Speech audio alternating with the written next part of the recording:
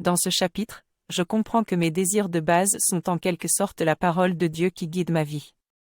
Mes désirs sont déterminés par ma conception de moi-même qui est conditionnée par ma conscience. Dieu ne me parle qu'à travers mes désirs de base et ils ont le pouvoir de s'accomplir. Cependant, si j'essaie de compliquer mes désirs en y ajoutant ou en retirant quelque chose, cela crée un échec ou des fléaux. Par conséquent, si je change ma conception de moi-même, je peux automatiquement changer la nature de mes désirs. Mes désirs sont des états de conscience qui cherchent à se réaliser. Je peux facilement exprimer mes désirs en assumant l'état d'esprit qui serait le mien si l'état désiré était déjà exprimé.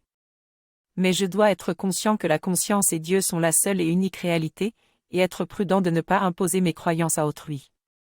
Si mon désir concerne une autre personne, je dois m'assurer qu'il est acceptable pour elle. Je dois également être certain que je voudrais moi-même posséder le cadeau que j'offre à autrui. En vivant selon la règle d'or, ce que je veux que les hommes fassent pour moi, je le fais aussi pour eux, je construis le paradis sur terre en créant l'état de conscience dans lequel je veux vivre.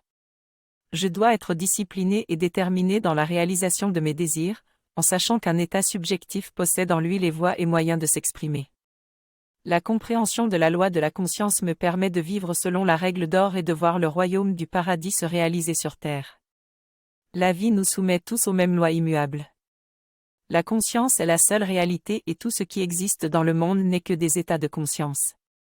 La façon dont je conçois moi-même et les autres détermine mon monde matériel. La fête de la Pâque juive peut m'aider à transcender les limites passées et présentes pour atteindre un état de liberté et de plénitude. En suivant l'homme portant une cruche d'eau, je peux assister à cette célébration qui symbolise le changement de ma propre conscience et me guider vers un état de bien-être. Les 12 disciples représentent les qualités nécessaires pour atteindre cet état de conscience.